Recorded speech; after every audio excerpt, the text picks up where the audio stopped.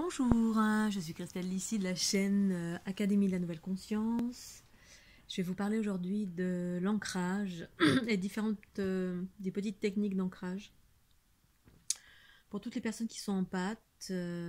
Et dans ce contexte, je vais vous relater ma conscience, mes expériences à ce sujet en qualité d'empathe qui absorbe beaucoup de basses fréquences ou est sensible aux basses fréquences. Particulièrement actuellement où il y a tout qui est en train de s'accentuer, donc ça fait des vagues haut, bas, haut, bas, haut, bas, en lien direct avec les événements que vous connaissez, qui nourrissent la peur en fait d'une façon générale. Donc qui dit nourrit la peur, événement collectif qui nourrit la peur, dit basse fréquence qui circule dans tous les sens, qui dit que y a des moments où il y a des mécanismes en fait de purification de hausses fréquentielles qui mettent en lumière encore plus les basses fréquences et que les empathes absorbent en masse. C'est-à-dire on se met à absorber des égrégores, c'est-à-dire des peurs collectives, puisqu'en fait quand plusieurs individus sur la planète ou dans une ville ou dans un endroit particulier se mettent à avoir peur tous en même temps, c'est ça qui constitue les égrégores. Égrégores, c'est du négatif ou positif, mais là on va parler du négatif, cumulés les uns aux autres, c'est-à-dire 1, 2, 3, 15 personnes, 20 millions de personnes qui ont toutes peur en même temps d'une même chose. Donc ça crée des basses fréquences collectives qui sont agglutinées, puis ça circule sur la planète. La circulation, elle vient avec les hausses fréquentielles qui remettent du mouvement. Les hausses fréquentielles, c'est-à-dire qu'il y a des processus d'élévation vibratoire de la planète, c'est des processus cosmiques qui sont en cours pour faire du nettoyage, de la purification. Bref, c'est différents processus qui mettent en mouvement, parce que les basses fréquences, ça a tendance à être lourd et figé. C'est-à-dire, vous rentrez dans un pays ou dans une ville où tout le monde a eu peur en même temps, ou a peur d'une chose, le loup-garou, imaginons, et vous rentrez dans cette ville, et bien la peur, c'est une fréquence qui circule lentement. C'est comme une enclume.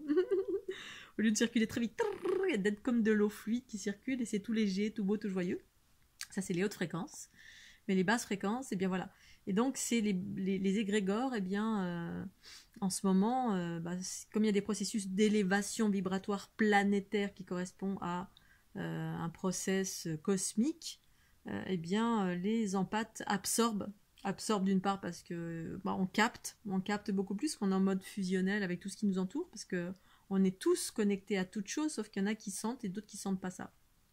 Il y en a qui sont séparés, entre guillemets, et d'autres qui ne le sont pas. Les empathes ne sont pas séparés parce que y a une conscience unitaire prédominante qui fonctionne en soi, qu'on en ait conscience ou pas.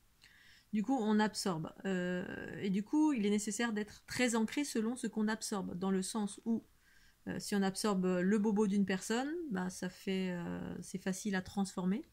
Si on absorbe la peur de 10 000 personnes, ça fait pas pareil. C'est au même titre que si vous êtes chez vous tranquille, eh bien voilà, il n'y a rien à absorber, vous êtes bien, etc. Vous sortez dans une foule où il y a des gens autour de vous, des gens qui sont remplis de basses fréquences, quelles qu'elles soient. Eh bien vous allez absorber tout ça parce que c'est les trous noirs en soi qui se mettent à s'activer et à absorber parce que vous avez ce fonctionnement qui est une fonctionnalité qu'ont nombreuses personnes sur cette planète. C'est pas pour rien, c'est parce que vous êtes là pour ça, entre autres, absorber les basses fréquences pour en faire des fréquences neutres ou positives. Donc haute fréquence, c'est positive, neutre, c'est autre chose, si neutre, c'est recyclé pour recréer autre chose.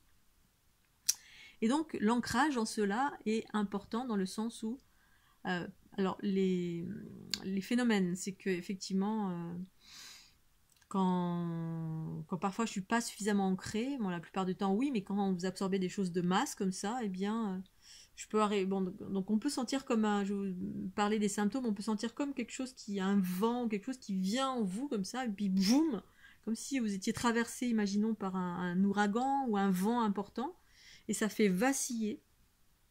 Ça peut faire vaciller le corps astral, donc vous avez l'impression on peut avoir l'impression d'avoir un très gros vertige, donc si vous partez en arrière comme ça, Puis quand vous, ou alors, donc ça brouille la vue, vous avez l'impression de recevoir du vent en vous, ou une sphère, ou une bulle, et bref, vous avez l'impression que vous allez tomber en arrière, vous recevez un gros vent, parce qu'effectivement, c'est quelque chose qui circule, c'est comme un corps astral, quelqu'un qui est dans un corps astral, qui se balade, vous ne le voyez pas, mais vous pouvez le sentir, moi je les sens.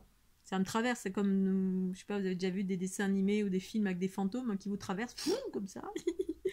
Eh bien, certains ne sentent pas, puis d'autres sentent. Moi, je sens. Voilà, une présence désincarnée ou un être qui est dans son corps astral, eh bien, je sens. Et ça fait vaciller en mode... Et c'est comme ça que je sais que je suis traversée par quelque chose. C'est justement une part de mon corps, c'est souvent le corps astral qui se met à bouger sur le côté ou d'avant en arrière, où on a l'impression d'avoir un gros vertige. Alors on se dit, oh, j'ai eu un vertige, mais en fait, j'ai juste été traversée par soit des basses fréquences de masse, donc maintenant j'arrive à distinguer chaque chose parce que j'ai l'information. Le corps a une sensation. Sensation, c'est oh, j'ai senti du vent, du chaud, du froid, un vertige, un mot de tête. C'est ça le corps, il informe comme ça, c'est-à-dire il donne un signe. Ah, on fait ça, ouais, ça fait mal. Et la conscience informe, c'est-à-dire que la conscience, c'est votre pensée qui sait. Voilà. Une conscience, il y a différents stades de degrés de conscience. C'est en cela que la conscience originelle du principe féminin est en train de revenir. C'est une conscience plus élargie, plus vaste, épurée, des bobos, bref.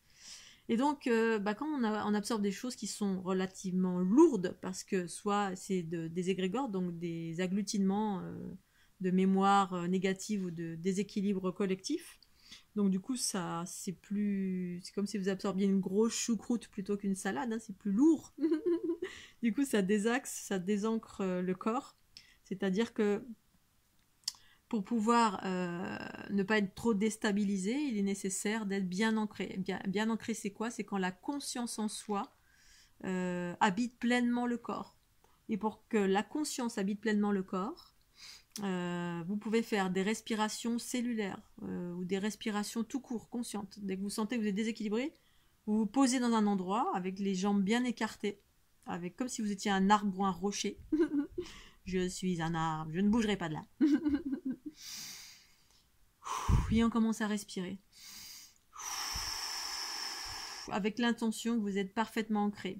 L'ancrage, c'est quoi? C'est que vous, dans votre respiration, vous diffusez votre conscience. La conscience, c'est l'information. C'est votre conscience pure, source originelle. Vous partez de cette intention. Ma conscience pure, source originelle, habite pleinement tout mon corps. Et la conscience, c'est votre puissance, force, amour qui habite tout votre corps.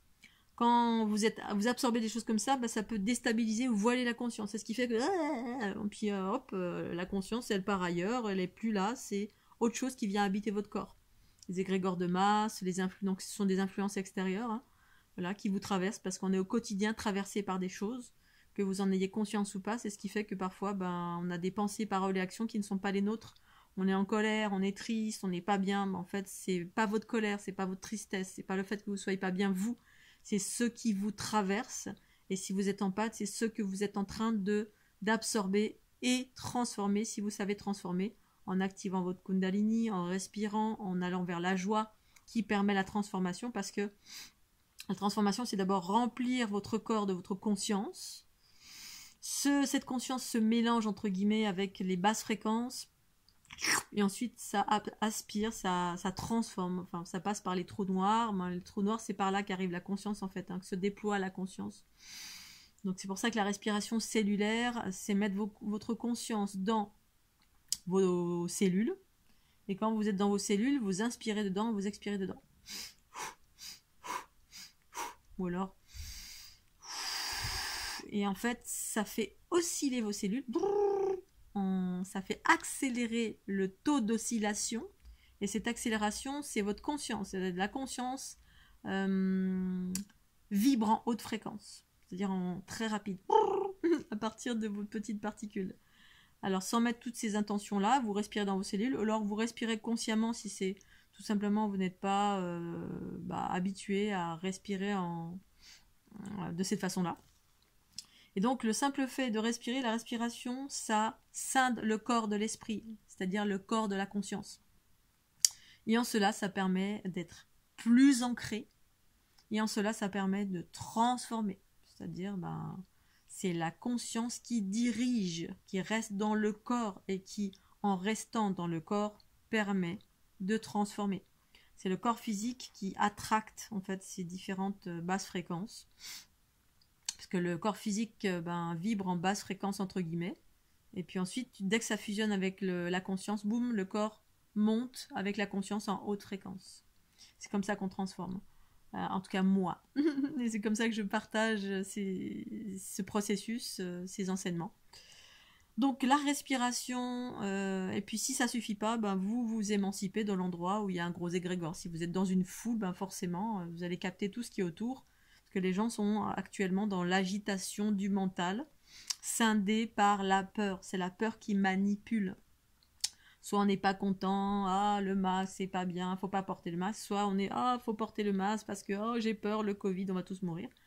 Et donc ça scinde, ça fait des égrégores de masse. Et puis les empathes sont en train d'absorber ça en résonance avec tous les processus cosmiques d'élévation vibratoire qui surgissent en différents moments, en différents espaces et temps, quand il y a des pleines lunes, quand il y a des éruptions solaires, quand il y a tel phénomène cosmique, cosmotellurique, parce que c'est en résonance avec les volcans, avec le cœur de la planète, bref, ça circule haut, bas, bas, haut.